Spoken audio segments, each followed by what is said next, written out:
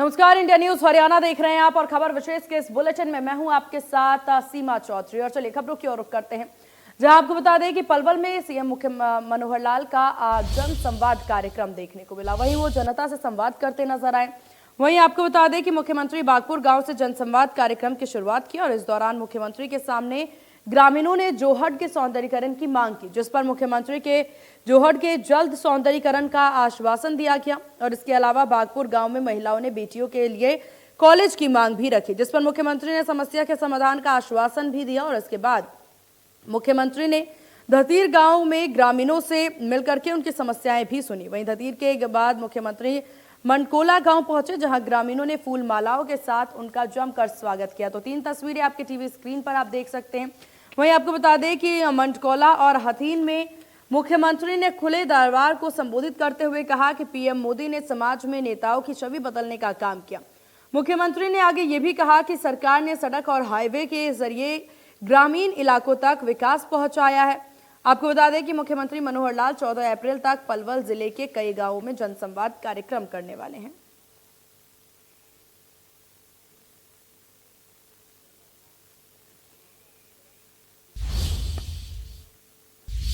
वहीं आपको बता दें कि सीएम मनोहर लाल ने जनसंवाद करते हुए पलवल में कई सारे अहम विषयों पर नजर भी डाला। वहीं 8 साल के बाद भी वो करते नजर आए और साथ ही साथ आगे भी जनसंवाद जो है पूरे पलवल में सीएम मनोहर लाल के द्वारा किए जाएंगे। अगर मैं अकेला बोलता रहूंगा तो आप खड़े होकर के बाद में ताली बजा के चलते बढ़ोगे। कोई कहेगा बहुत बढ़िया भाई, बहुत बढ़िया, और कोई कहेगा ना भी जमा मजा ही नहीं आया वो आप कहने लग जाओगे। लेकिन वार्तालाप में, संवाद में, बातचीत में कुछ मैं बोलूंगा, कुछ आप बोलेंगे, सबके मन की तसल्ली करके जाऊंगा, चिंता मत करना, ठीक है ना। इसलिए सबसे पहले जिस गांव में मैं आया हूं, मैं इतना ही बताना चाहूंगा कि पिछले 8 साल में आपकी सरकार हरियाणा में काम कर रही है और इन 8 सालों में हमने जो बढ़िया से बढ़िया हो सकता है, चाहे वो गांव में गली नाली की बात हो, चाहे बड़े बड़े काम हो, कहीं यूनिवर्सिटी खोलने, कहीं कॉलेज खोलना, कहीं अस्पताल खोलने हैं, पंच सब पूरे हरियाणा में 50% संख्या निश्चित कर दी है। इससे कम नहीं होगी कोई महिला, एक भी कम नहीं होगी।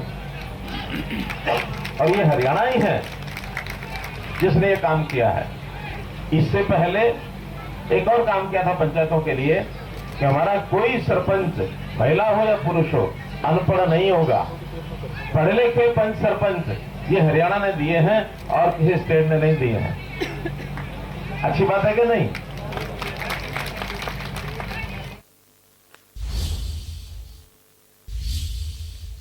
वहीं सीएम मनोहर लाल ने बागपुर और मंडकोला में क्या कुछ बड़ी सौगातें आम जनता को दी हैं, आइए आपको ग्राफिक्स के जरिए बताने की कोशिश करते हैं। तो ग्राफिक्स के जरिए एक एक पॉइंट पर ध्यान देंगे, जहां सीएम मनोहर लाल की क्या कुछ अहम घोषणाएं हुई बागपुर, दतीर में। वहीं आपको बता दें मंडकोला और हथीन में भी जनसंवाद करते नजर आए सीएम मनोहर लाल। बागपुर में मुख्यमंत्री ने कई अहम घोषणाएं की हैं। वहीं बागपुर की सड़कों के लिए 2.1 करोड़ रुपए मंजूर किए गए हैं। सोडा की सड़क के लिए 4.15 करोड़ की राशि मंजूर की गई है और बागपुर के प्राइमरी स्कूल को अपग्रेड भी किया जाएगा। ये अहम घोषणाएं। आगे उन्होंने बल्लभगढ़ और पलवल से बागपुर तक बस चलने की बात भी कही है। जिला परिषद बस वहीं बागपुर गांव की फिरनी का कराया जाएगा निर्माण। तो ये बड़ी घोषणा है सीएम मनोहर लाल के द्वारा, जहां सेल्फ हेल्प ग्रुप बना करके महिलाओं को भी काफी अहम मदद दिया जाएगा। हथीन मंडकोला समेत 5 गांवों में लाइब्रेरी बनेगी।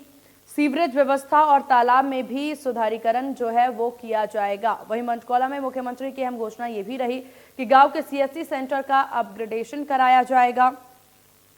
साथ ही साथ आपको बता दें कि मंडकोला के गांव में पीडब्ल्यूडी भवन का निर्माण भी किया जाएगा। 6 किलोमीटर के सड़क निर्माण को भी मंजूरी दी गई है। सड़क निर्माण के लिए 3.2 करोड़ रुपए की मंजूरी जो है वो मंडकोला में दी गई है। विकास कार्यों के लिए 3.6 करोड़ रुपए की मंजूरी यहां पर दी गई है।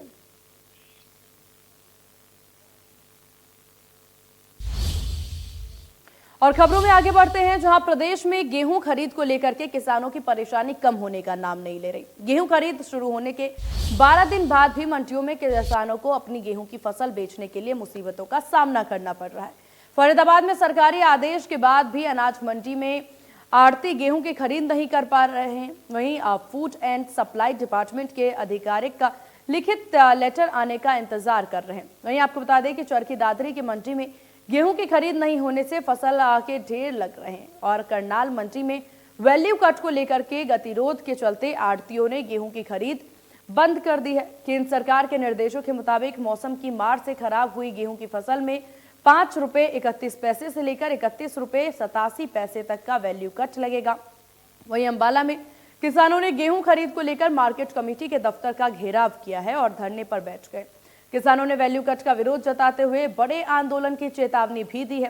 कैथल के अनाज मंडी में आने वाले दिनों में उठान की समस्या देखने को मिल रही है। मंडी में करीब 4 लाख कट्टे पड़े हैं और गेहूं का उठान नहीं हो पा रहा और इसके चलते अनाज मंडी में फसल डालने की जगह ही नहीं बची है।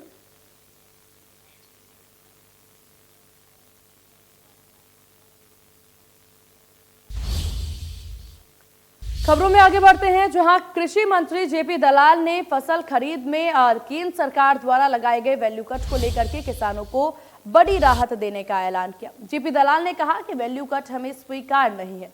किसानों को आश्वासन देते हुए कृषि मंत्री ने कहा कि अगर कटौती होती है तो हरियाणा सरकार इसका वहन करेगी। मंडियों में उठान की समस्या पर जेपी दलाल ने कहा कि बारिश के चलते उठान में देरी हुई थी, लेकिन अब हमने उठान के सभी बंदोबस्त कर दिए हैं।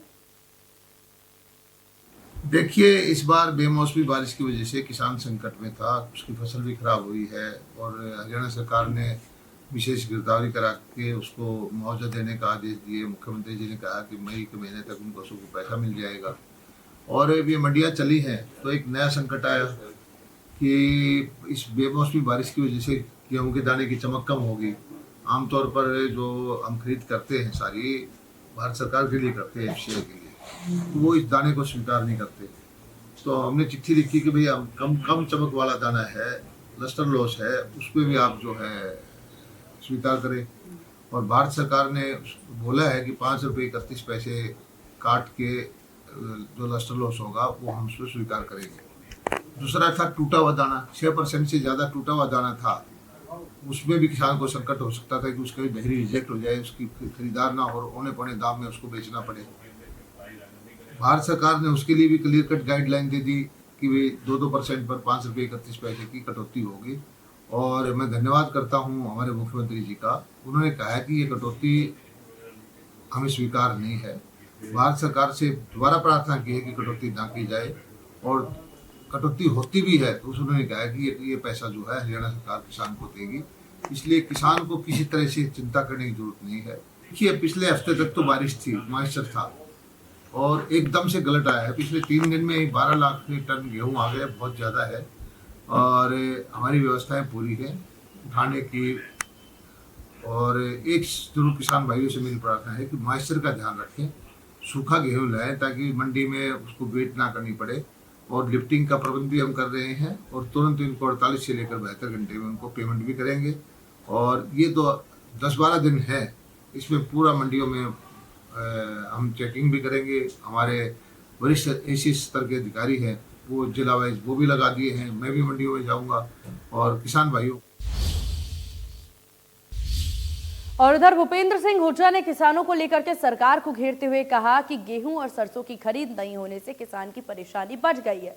वैल्यू कट और मंडी से फसलों का उठान नहीं होने से भी किसानों को दिक्कतें हो रही हैं, लेकिन सरकार किसानों को खराब फसलों का मुआवजा देने के बजाय उन्हें परेशान कर रही है।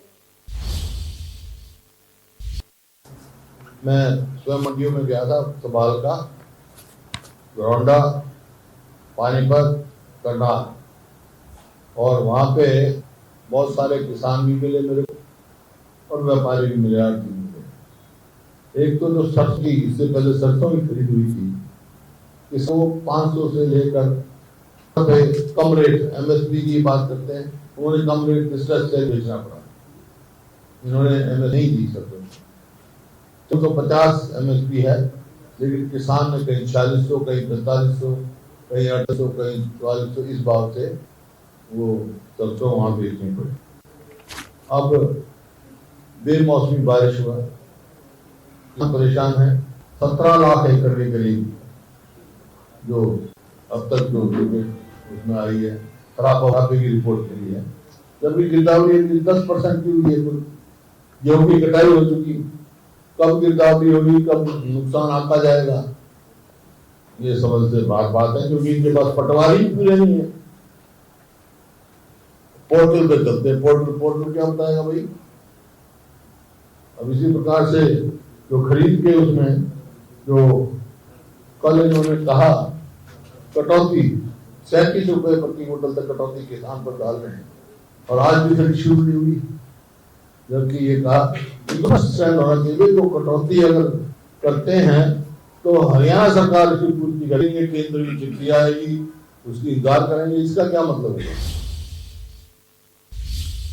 और इधर कुमारी सैलजा ने सरकार से संकट की घड़ी में किसानों की मदद करने की अपील की। सैलजा ने कहा कि किसान परेशान होगा तो देश की अर्थव्यवस्था पर इसका असर पड़ेगा। ऐसे में सरकार नियमों में छूट देकर के किसानों की मदद करे।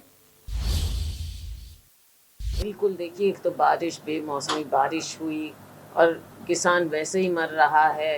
इतनी अच्छी फसल इस बार होनी थी, उससे कितनी फसल हमारी खराब हुई है। ऐसे समय में सरकार को खुद आगे आना चाहिए और किसान की मदद करनी चाहिए। अगर हमारा अन्नदाता कमज़ोर होता है तो ये देश की अर्थव्यवस्था अस्त व्यस्त होती है। ये एक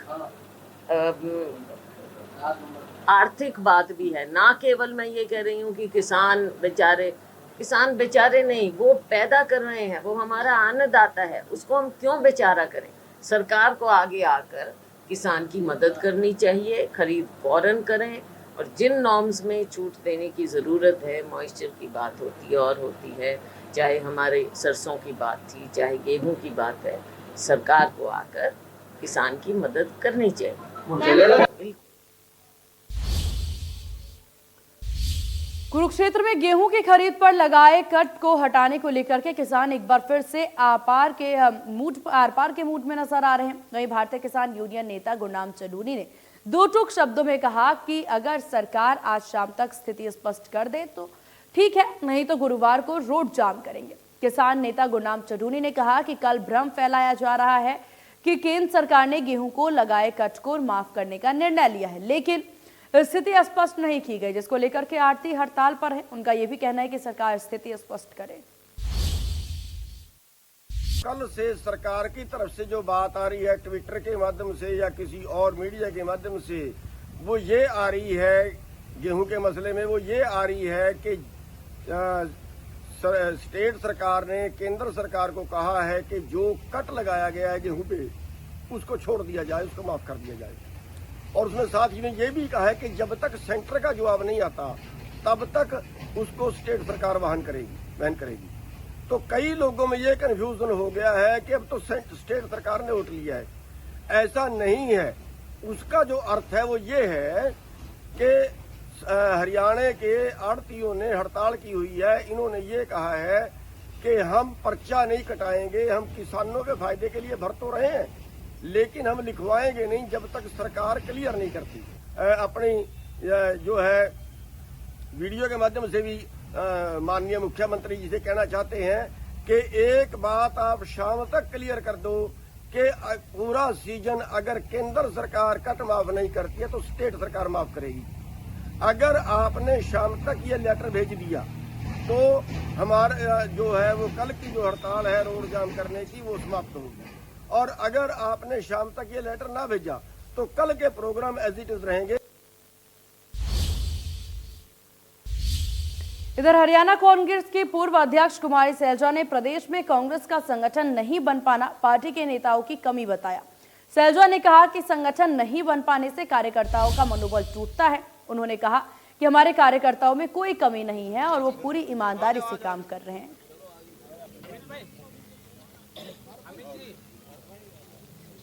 वाजिब सवाल है, ये एक कमी है, हमारी कमी रही है और इस बात को मैं मानती हूँ, लेकिन मैं उम्मीद करती हूँ कि संगठन जल्दी बनना चाहिए। मुझे भी इस बात का मलाल रहा और इस बात को मैं हमेशा मानती भी हूँ कि मेरे कार्यकाल में हम संगठन नहीं बना पाए, लेकिन ये हमारे वर्कर का अधिकार है, संगठन बनना चाहिए और हम उम्मीद करते हैं कि आने वाले समय में संगठन बने। पद का मोहताज नहीं है।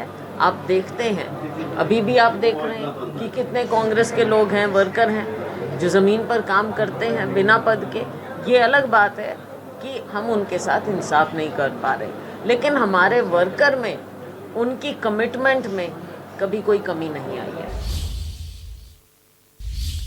वहीं कुमारी सैलजा के संगठन पर दिए गए बयान पर प्रतिक्रिया देते हुए भूपेंद्र सिंह हुड्डा ने कहा कि मैं भी इस बात से सहमत हूं, संगठन बनाने में देरी हुई है, लेकिन हम इसे लेकर के काम कर रहे हैं और एआईसीसी को सूची भी भेजी हुई है। हुड्डा ने कहा कि जल्द ही संगठन तैयार हो जाएगा। मैं इस बात से सहमत हूँ, जल्दी बनना चाहिए। प्रदेश कांग्रेस कमेटी ने जो चुनाव करके भेज दिया, अब हाईकमान कर देगी। हमने प्रस्ताव करके अखिल भारतीय कांग्रेस अध्यक्ष में छोड़ दिया हमारा, लेकिन प्रोसेस है, कुछ हो गया है। एआईसीसी हो गए, पीसीसी मेंबर सब हो गए, और अब जो है क्योंकि राहुल आ गई, अभी कर्नाटक वाला उसका काम हो गया, इस वास्ते जल्दी हो जाएगी, जल्दी करना होना चाहिए मेरे। वहीं भूपेंद्र हुड्डा ने बिजली को लेकर के भी सरकार को घेरते हुए कहा कि 47 पैसे यूनिट बिजली का रेट बढ़ाकर सरकार लोगों को परेशान कर रही। उन्होंने आगे बढ़ते हुए कहा कि बढ़े हुए दाम वापस लेने की मांग करते हुए इन्होंने 8 साल में एक भी यूनिट बिजली नहीं बनाई है। 47.5 पैसे प्रति यूनिट बढ़ोतरी की, यानी एक परिवार अगर 6 यूनिट बिजली खर्च करता है तो उसे 300 रुपए अधिक भुगतान करना पड़ेगा महीने। ये केवल जो है बिजली कंपनियों को फायदा पहुंचेगा और जनता, आम जनता पर बोझ बढ़ेगा। कि हमारे कार्यकाल में 2 रुपए 94 पैसे का हमारा एग्रीमेंट था अडानी से, 25 साल तक का, 25 साल तक उनको 94 पैसे देना। अब वो तो उन्होंने दी नहीं, बाहर से इन्होंने खरीद के लिए 10-10, 11 यूनिट प्रति यूनिट खरीदती है, तो सिर्फ उनको लाभ पहुंचता कंपनियों, कॉर्पोरेट को।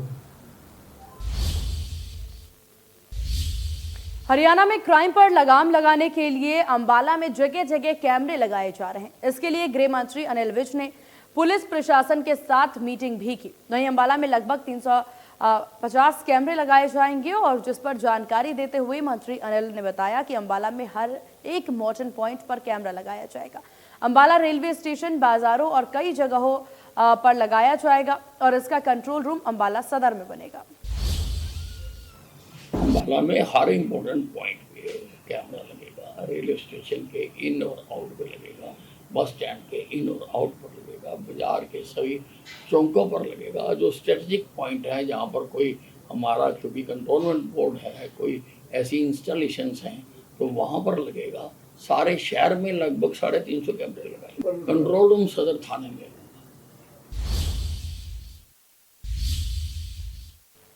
वहीं आपको बता दें कि राहुल गांधी के बयान पर पलटवार करते हुए अनिल विज ने कहा कि राहुल गांधी को लोगों की आवाज उठाने से कोई नहीं रोक रहा है, लेकिन उनकी हरकतों की वजह से कोर्ट ने राहुल गांधी की संसद सदस्यता छीनी है, तो उन्हें बिना सांसद सदस्यता के टैग के काम करना पड़ेगा।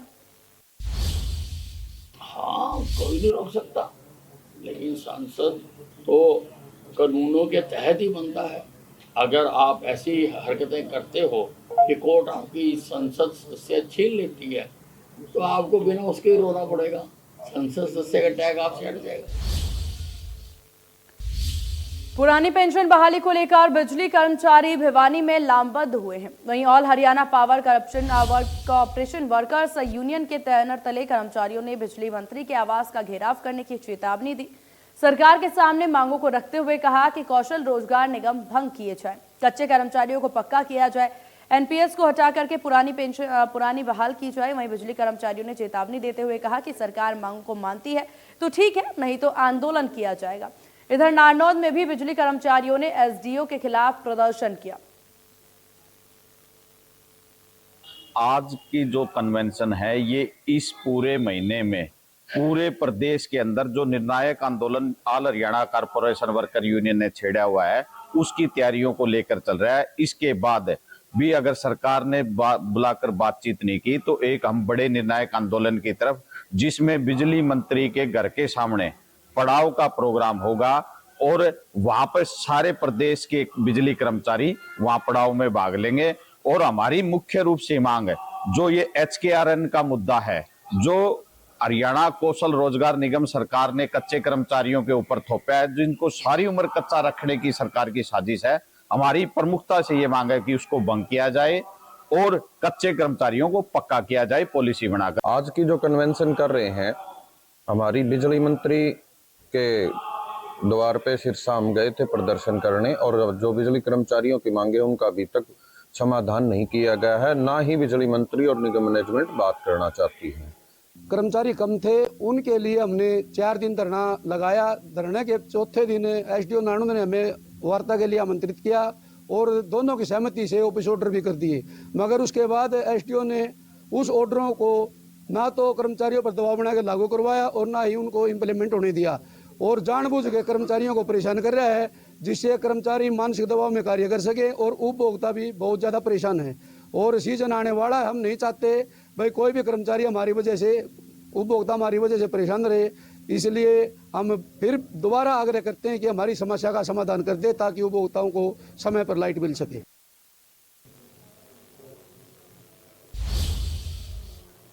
और इन्हीं खबरों के साथ हरियाणा विशेष के इस बुलेटिन में बस इतना ही। बने रहिए इंडिया न्यूज हरियाणा के साथ। नमस्कार।